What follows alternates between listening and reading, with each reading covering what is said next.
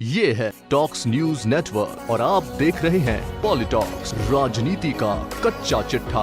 भयंकर गर्मी का ये मौसम भारतीय राजनीति में दूसरों को उनका कद दिखाने का सुहावना मौसम भी है। भारतीय जनता ने या मीडिया ने या अकूत धन ने या सबने मिलकर विपक्ष को फिलहाल उसका कद दिखा दिया है। अब नरेंद्र मोदी और अमित शाह की बारी है। पहले उनको उनका कद ठीक से दिखाने की, फिर परायों को उनका कद अच्छी तरह दिखाने की। मोदी जी ने कृपा पूर्वक राजनाथ सिंह को फिर से मंत्री तो बना दिया है, नंबर 2 भी घोषित कर दिया है, मगर गृह मंत्रालय उनसे छीनकर रक्षा मंत्रालय उन्हें पकड़ा दिया है। रक्षा मंत्रालय पकड़ाकर भी संतोष नहीं मिला तो नए सिरे से उन्हें उनका कद दिखाना शुरू कर दिया। उन्हें मंत्रिमंडल की कई महत्वपूर्ण समितियों से बाहर कर दिया। राजनाथ सिंह ने कुछ लड़ भिड़ कर 16 घंटे के अंदर फिर से 4 महत्वपूर्ण समितियों में जगह पाली। अब देखिए कद दिखाने की ये प्रतियोगिता कब तक, कैसे कैसे, किन किन मोड़ों से कहां तक पहुंचती है। रक्षा मंत्री को अब देश की रक्षा से अधिक अपनी रक्षा में दिन रात लगाना पड़ेगा, मगर मोदी शाह से पार पाना काफी मुश्किल है।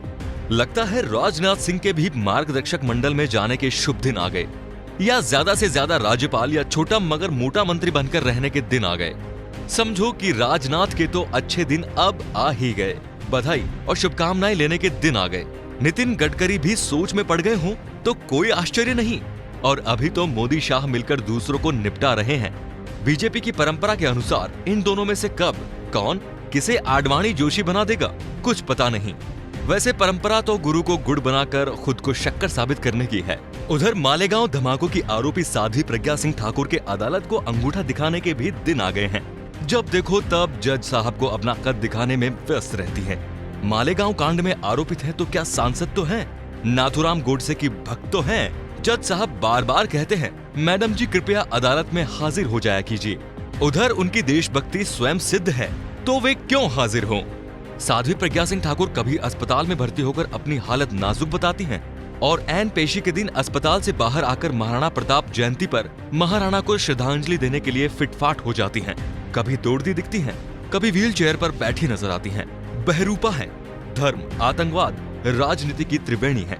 बड़ी मुश्किल से 11 साल बाद इस शुक्रवार को मैडम जी ने अदालत को अपने चरण धूलि से पवित्र किया, और वो भी बड़ी अकड़ के साथ। यहाँ धूल है, ये ऐसी कुर्सी क्यों, मुझे बढ़िया कुर्सी क्यों नहीं दी है, वगैरह। उधर मोदी शाह पहले ममता बनर्जी को उनका कद दिखाने में लगे थे, अब नीतीश कुमार को ये दिल्ली में अपना कद दिखा रहे हैं। तो पटना में नीतीश कुमार भी मोदी शाह को उनका कद दिखा रहे हैं। उधर मायावती ने अखिलेश यादव को कद दिखा दिया है। मौका मिलने की बात है, कद दिखाने में कोई कभी नेता चूकता नहीं। केंद्रीय आवास और शहरी विकास मंत्री हरदीप पुरी ने मौका मिलते ही दिल्ली के मुख्यमंत्री अरविंद केजरीवाल को फिर से उनका कद दिखाना शुरू कर दिया। उधर अशोक गहलोत सचिन पायलट को और छत्तीसगढ़ के मुख्यमंत्री इस्तीफा न देने वाली महाधिवक्ता का इस्तीफा स्वीकार कर उन्हें उनका कद दिखा रहे हैं। पंजाब में मुख्यमंत्री और उनके बड़बोले मंत्री में कद दिखाने की रेस चल रही है, और न जाने कितनी परस्पर कद दिखाओ प्रतियोगिताएं देश भर में न जाने कहां कहां चल रही है। मेरा तो दृढ़ विश्वास है कि देश चल ही इसलिए रहा है कि राष्ट्रीय स्तर पर परस्पर कद दिखाओ प्रतियोगिताएं परमानेंटली चल रही हैं। आज इन्होंने कद दिखाया, कल वे दिखाएंगे, फिर कोई तीसरा इन दोनों को कद दिखाकर बाय बाय करता चला जाएगा।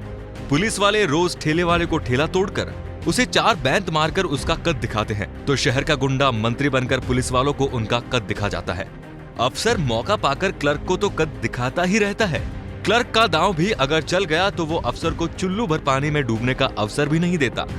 दलितों, आदिवासियों, स्त्रियों को उनका कद दिखाने की प्रतियोगिताएं तो गौरवशाली भारतीय परंपरा का अभिन्न अंग हैं। मुसलमानों को तो जो चाहे जिस बहाने आजकल कद दिखा देता है।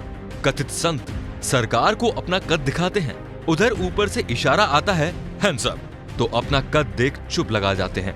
कुछ का कद तो पहले से ही तय होता है। चूहा बिल्ली को, गधा घोड़े को, बकरी शेर को अपना कद दिखा ही नहीं सकती। तय है कि इनमें किसका कद किससे बड़ा है, और हम इस प्रतियोगिता का मुजरा लेते रहते हैं और कभी कभी हंसते हंसते लोटपोट भी हो जाते हैं। पॉलिटॉक्स के लिए वरिष्ठ पत्रकार विष्णु नागर की रिपोर्ट। ये है टॉक्स न्यूज नेटवर्क और आप देख रहे हैं पॉलिटॉक्स, राजनीति का कच्चा चिट्ठा।